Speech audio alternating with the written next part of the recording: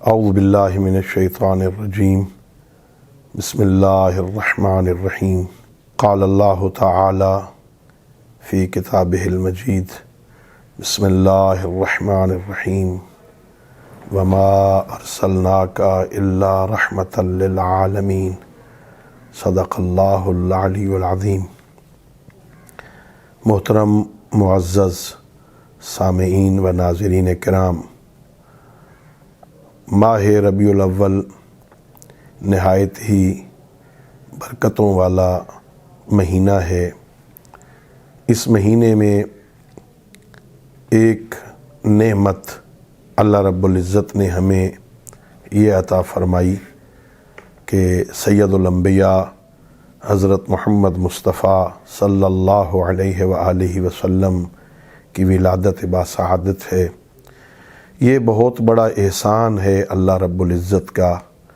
خود قرآن میں اللہ نے سید الانبیاء کی بعثت کو احسان کی لفظوں سے تعبیر فرمایا۔ سید الانبیاء کے بارے میں اللہ فرماتا ہے لقد من اللہ علی المؤمنین اذ بعث فیہم رسولا منہم۔ اللہ کا احسان ہے مومنین پر کہ اللہ نے ان میں سے محمد کو رسول بنا کر بھیجا۔ اللہ رب العزت کا احسان ہے سید الانبیاء جیسا نبی ہمیں عطا فرمایا۔ اللہ نے 1,24,000 تقریباً نبی بھیجے۔ ان سارے نبیوں کے سردار، 313 رسولوں کے سردار نبی کا ہمیں امتی ہونے کی توفیق عطا فرمائی۔ پیغمبر گرامی اسلام کو اللہ رب العزت نے رحمت بنا کے بھیجا۔ وما ارسلناک الا رحمۃ للعالمین کا تمغہ عطا فرمایا۔ ارشاد پروردگار ہے ہم نے تجھے رحمت عالمین کے لیے رحمت بنا کے بھیجا ہے۔ اللہ رب العزت نے ساری مخلوق میں جو سب سے زیادہ محبوب ہستی تھی اللہ رب العزت کی، اسے ہمارا نبی بنایا۔ لولا کلمہ خلقت الافلاق کا تمغہ عطا فرمایا۔ میرے حبیب اگر آپ نہ ہوتے ہم اس کائنات کو خلق ہی نہ کرتے۔ ہاں، اپنے تعارف کا ذریعہ بنایا۔ کنت کنزا مخفیہ فاحببت ان اعرف فخلقت الخلق لکی اعرف۔ میں چھپا ہوا خزانہ تھا، میں نے چاہا پہچانا جاؤں، میں نے محمد عربی کو خلق فرمایا، ان کو اپنی معرفت کا ذریعہ بنایا۔ اتنی عظیم مخلوق اللہ رب العزت نے ہمیں عطا فرمائی، اپنا محبوب ہمیں عطا فرمایا۔ اللہ رب العزت نے انہیں نبی بنا کے بھیجا، انہیں علم دے کے بھیجا، انہیں معلم بنا کے بھیجا۔ بعثت معلما انما بعثت معلما، پیغمبر فرماتے ہیں میں معلم بنا کے بھیجا گیا ہوں۔ آپ کو صادق اور امین بنا کے بھیجا اللہ رب العزت نے۔ اتنے بڑے سچے تھے سید الانبیاء، اپنے تو صداقت کا اقرار اور اظہار کرتے بھی تھے، لیکن سید الانبیاء کی عظمت یہ ہے وہ لوگ جو مشرک تھے، وہ لوگ جو آپ کی نبوت کا انکار کرتے تھے، وہ جو دین کو مان نہیں رہے تھے، وہ بھی اس بات کے قائل تھے کہ اس کائنات میں، اس دھرتی میں آپ جیسا سچا کوئی نہیں۔ آپ صادق بھی تھے، امین بھی تھے۔ وہ لوگ جو شب ہجرت آپ کو قتل کرنے پہ تلے ہوئے تھے، ان کی امانتیں بھی آپ کے پاس موجود تھیں۔ سید الانبیاء کی ولادت کی مناسبت سے وہ 12 تاریخ کو یا 17 تاریخ کو، دونوں قسم کی روایتیں ہیں۔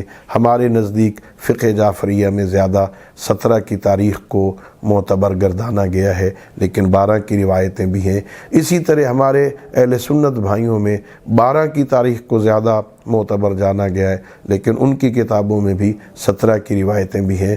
12 سے لے کے 17 تک پورا ہفتہ وحدت کے عنوان سے منایا جائے، جیسے کہ حضرت امام خمینی رحمۃ اللہ علیہ نے یہ اعلان کیا کہ مسلمانوں کے درمیان وحدت کے لیے اس پورے ہفتے کو پیغمبر کی ولادت کے عنوان سے منائیں اور ان کی سیرت کو بیان کریں، ان کے فضائل کو بیان کریں، آپ کے کردار کو بیان کیا جائے۔ اور اس مہینے میں یہ اہم ذمہ داری ہمارے شانوں پہ آتی ہے کہ جہاں پیغمبر کے فضائل بیان کریں، لوگوں کو آپ کی شخصیت کے بارے میں آگاہ کیا جائے، وہاں آپ کی سیرت، آپ کا کردار بھی لوگوں کو بیان کیا جائے اور بتایا جائے، اور صرف بتانا ہی مقصود نہیں ہے، صرف سننا ہی مقصود نہیں ہے، بلکہ کوشش کرنی چاہیے بیان کرنے والوں کو بھی اور سننے والوں کو بھی کہ وہ سید الانبیاء کی سیرت طیبہ کو اپنانے کی کوشش کریں۔ وہ صادق تھے، ہمیں سچ بولنا چاہیے، وہ امین تھے، ہمیں بھی امانت کا خیال رکھنا چاہیے، خیانت نہیں کرنی چاہیے، ناپ تول میں کمی نہیں کرنی چاہیے، ہمسایوں کے حقوق کا خیال رکھنا چاہیے، ہمیں بھی آپ کی سیرت پہ عمل کرتے ہوئے صفائی اور پاکیزگی کا خیال رکھنا چاہیے، زبان میٹھی ہونی چاہیے، آپ کسی کو گالی نہ دیں، آپ کسی کی غیبت نہ کریں، آپ کسی پر بہتان نہ لگائیں، چغل خوریاں نہ کریں، آپ معاشرے میں اس طرح رہیں جیسے سید الانبیاء نے ہمیں اس معاشرے میں زندہ رہنے کا طریقہ بتایا ہے۔ اور اسی طرح یہ بھی اس ماہ ربیع الاول میں اللہ نے ہم پر احسان کیا کہ اسی 17 ربیع الاول کو جہاں نبی صادق عطا فرمایا وہاں امام صادق بھی عطا فرمایا۔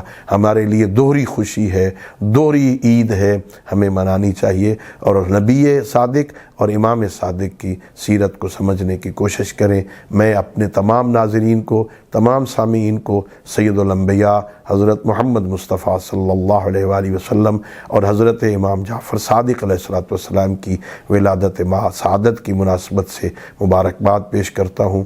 اللہ رب العزت آپ کو یہ خوشیاں نصیب فرمائے، آپ کو یہ عید نصیب فرمائے، اور ہم سب کو ان معصوم ہستیوں کی سیرت طیبہ کو سمجھنے اور اس پر عمل کرنے کی توفیق عطا فرمائے۔ وآخر دعوانا ان الحمد للہ رب العالمین۔